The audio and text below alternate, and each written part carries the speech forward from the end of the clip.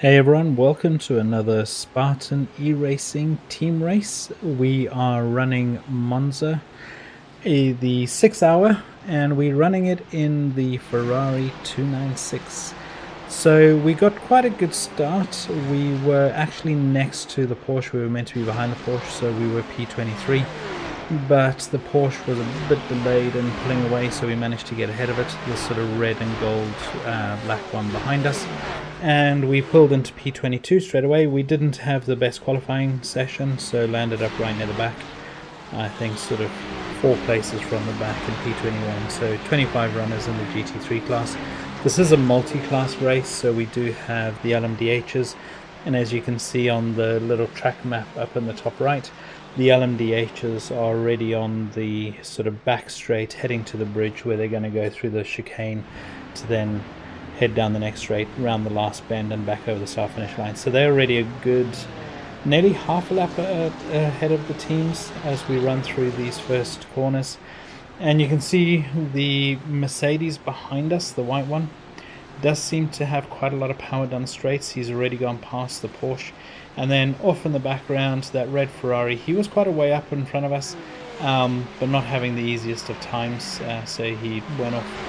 And I think now you'll see he'll go off again. I think he's pushing really hard to try and catch up to the pack. The LMDHs are already past the start finish line, so a good half a lap ahead of us already. So coming through the first set of corners, we've managed to keep out of trouble. We've managed to keep our nose clean. Everyone's managed to stay on track apart from the red Ferrari. And oh, there he goes again. Yep, pushing way too hard, I think, trying to catch the pack up, because by now he's lost the toe. The rest of the cars are all on the toe, so they're going to be lapping a whole lot quicker than him. So if you do lose the toe around here, it is quite a big disadvantage if you do lose that toe. So a couple of guys went off, and they, I think, actually landed up in the wall, so they automatically boxed, and you can see we've gone from P21 to P19, and then P20 as we come out. So we're picked up another position, even though we've been overtaken by that white Mercedes. From the start where we were P22, we now up into P20. So I think that's from, you can see a little very faint blue dot on the track map of somebody going in. Now coming through that corner, you could see that Porsche just nudged us a little bit, which we had to lift because we started to slide, and it gave the Porsche a good run on us, so they got ahead of us, and we sort of lifted thinking, okay, we're going to give them the corner. The Ferrari behind the Porsche decided to follow them through, and over there they actually do touch us. So unsettles the car a bit, and then we get a huge bit of netcode. And you'll see in this replay, the Ferrari touches us a little bit, but it wasn't too bad, just got a bit of a wiggle. But there's a good foot between us, and the netcode's just not our friend. We had to wait for the rest of the pack to pass. Come out, we're now in P23 because, as I said earlier, 2 cars had gone into the pits from that earlier accident where they went into the wall in the last corner. So we are now dead last. It is what it is. A couple of laps later, traffic is now upon us, and the problem with Monza is the traffic is so fast and it becomes like a constant flow. They're just going past you one after the other, after the other, after the other. And you can even see just in sort of a couple of corners we've had now 4 cars and a 5th one about to go past us, and the stream is just going to keep on flowing. So it can help us a little bit with traffic if we can pull them behind them and get a bit of a tow down the long straights. However, traffic generally doesn't help too much, because you coming up to a corner, you see a really fast car behind you, you think, do I lift a little bit to let them past, just in case they like touch me and take me out. So we did that a couple of times, lifted a little bit just to give them some room, which means we are dropping further and further off the pack, which really hurts. But the traffic should get past fairly straightforward. We get past, as you can see there, 2 cars, one either side. I mean, if anything happens, we get a little bit of a twitch or something, that's it, one of the cars is gone. But they've got through safely, which is always nice. And you can just see that constant flow. So this here, we're about to have another incident. You can see traffic decided to dive down the inside as we were going for the apex of the corner. If you are in a fast car, you need to give the slower cars right away on the race line. Like there, we were already almost at the apex before he even got his front wheel by our back wheel. That caused us a little bit of damage, not too much damage somehow, I'm not sure how, but it did cause us a little bit of damage. And the red Ferrari that had been having issues went off and hit the wall with traffic going past, so we managed to get past it, picked up another place. And you can see now no more issues for the rest of the stint. Coming into the pits, we are P15, so we were P22, down to P20 and then back up to P23, and now we're down to P15. The reason we're coming into the pits at P15 is because our pit strategy was slightly different from a lot of the cars around us. We were coasting a bit, so we were trying to save fuel to get an extra couple of laps in per stint, and hoping by the end of the race that sort of fuel saving would start to pay off. So coming out of the pits, you can see we are P18 and P19. It sort of swaps up and down. I'm not too sure why. I think there was a car in the pits that we just went past, so that's why I went from 19 to 18. So coming out for our second stint, and we are good to go. And the really nice thing is, when we came out for the second stint, the track was empty. No traffic, no other cars in front of us or behind us, a big gap to anything around us. So this stint was very uneventful. We just ran lap after lap after lap, keeping it clean, until a couple of laps before coming into the pits, and we had this. And I must say, congrats to Steve. Massive well done. How he saved it, I have no clue. I think if I'd been in the car, I probably would have landed up in a wall somewhere.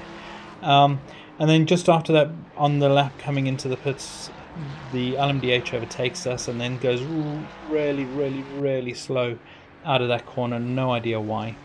And then this is the lap before we go to the pits, and massive accident. The white Mercedes that we'd been battling with near the start got a bit of a slide on, and for some reason, instead of going forward, they decide to reverse into the middle of the race line. Hit by the BMW, and then spins out when the BMW hits it and hits that LMDH. So we'll go and have a look at the LMDH view. No fault of the BMW or the LMDH. The LMDH is right up behind the BMW as well, going into the corner, so he is completely blind. In the cockpit, right behind that, you wouldn't have seen anything. And then as it swerves, maybe the crew chief called. I don't know if it would have been enough, if they would have had yellow flags or not, but yeah, you can see loads and loads of damage. That car's out, and we were very lucky because the white Mercedes was coming back onto the track again. Even though just taking out two other cars, they still decided to drive back onto the track with a damaged car. But the blue Ferrari had a bit of an upset there, trying to avoid them, and we managed to get past. Then we come into the pits, luckily still with a safe and sound car. And coming into the pits now, we've gone all the way up to P9. A couple of accidents that we did see. And then also through our pit stop strategy, we've run an extra 4 or 5 laps in total now. So everyone else is pitted. When we come out of the pits, we were P13, and then we just ran laps. And this stint was completely fine. No issues this stint whatsoever. Ran lots and lots of laps. And then picked up a couple of places. Coming into the pits, we're now P8. So we've slowly gone down the order before coming into the pits because we're running longer. And coming out of the pits from P23 at one point, we're now down to P12 when coming out of the pits. And you can see as well, we do have a bunch of lap traffic around us, but ahead of us, the car's ahead of 17 seconds. This is Monza. It's a beautiful track, really good to drive, really fun. The sun is setting, so I thought I would leave you guys to it and we would go for a lap around the track.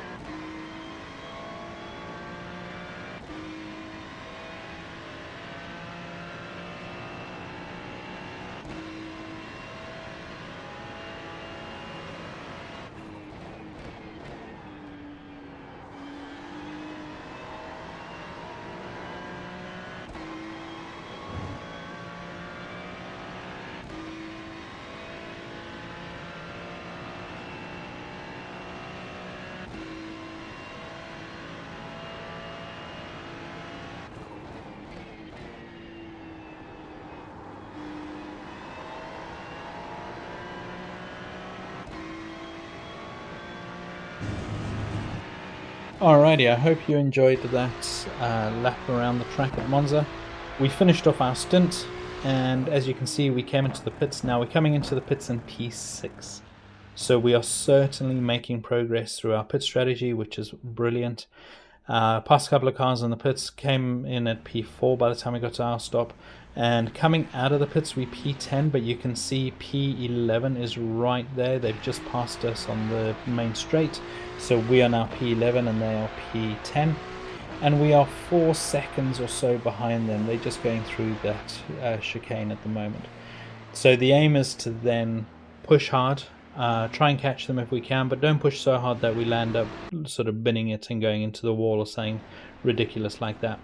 We did catch them fairly quickly, and we had a bit of a slide coming out of there, but for some reason I think maybe they had issues, or maybe they were almost at the end of their allowed off tracks and incident points. So you were allowed 25 incident points, and then you had to have a sort of stop and go penalty where you go through the pits. So they let us pass, no idea why, but then we ran some more laps, no more incidents, no issues, no overtaking. And you can see coming into the pits we are P4, so our strategy is definitely working, but we do, the last 2 pit stops we sort of split half-half, and so we did a shorter pit stop right at the end. It wasn't as long a stint as it could have been if we had run the second last stint quite long, but it wasn't going to just be a single splash and dash, because that actually would have taken away more time than doing sort of a half fuel tank. So we did know that the strategy would mean where we're coming out of the pits, roughly we should maybe pick up 1, possibly 2 positions than where we are now coming out of the pits in P9.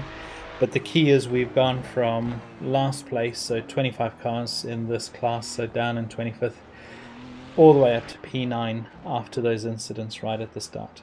And you can see not too many issues. We did have a bit of a battle with this guy. He is actually a lap or 2 laps behind us, but he did overtake us when we were running a little bit slower with heavy fuel, so then we had to overtake him, and we caught up and we sat behind him for a bit, and then we overtook. Then night started to fall and we just kept running our lap after lap after lap, and finished the stint, came into the pits. Now we P5, so P6, because I'm not sure why it went P6, but yeah, we P5 coming into the pits. Notice we are 1 position back than when we were previously, and that's because this was our shorter pit stop. So we had filled up less fuel in the last pit stop.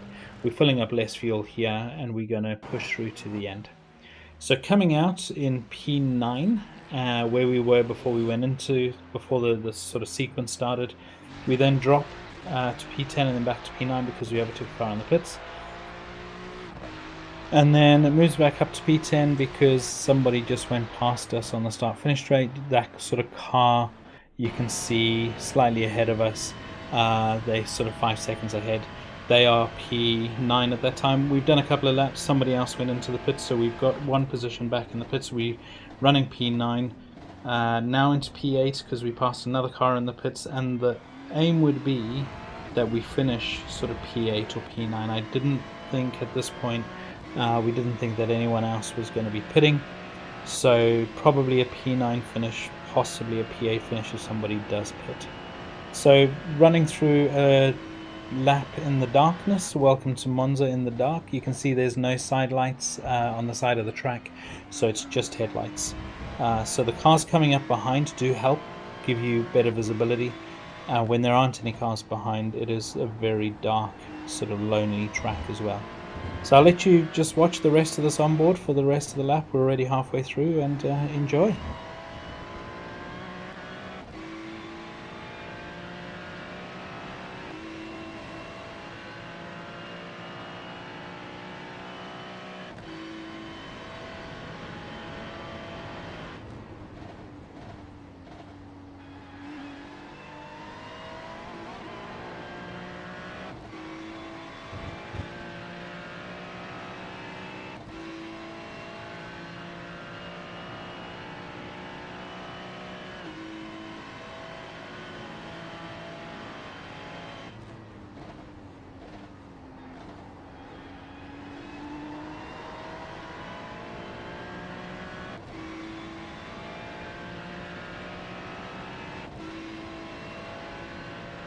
Alrighty, I hope you enjoyed that lap around Monza in the darkness.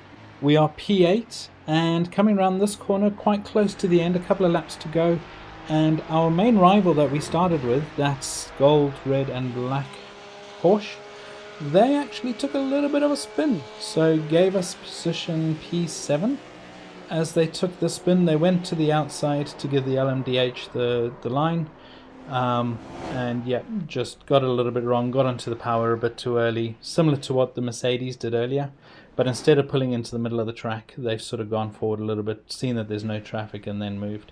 And we've gone flying past and picked up P7 from their mistake. So we then, this is the end, this is the final lap, coming into the last corner, through the last corner, there's the start finish line, and landed up going from P25 in class to P7 in class. So fantastic drive from the guys, kept their head down, ran the laps, and hey, in endurance racing anything can happen, so never give up.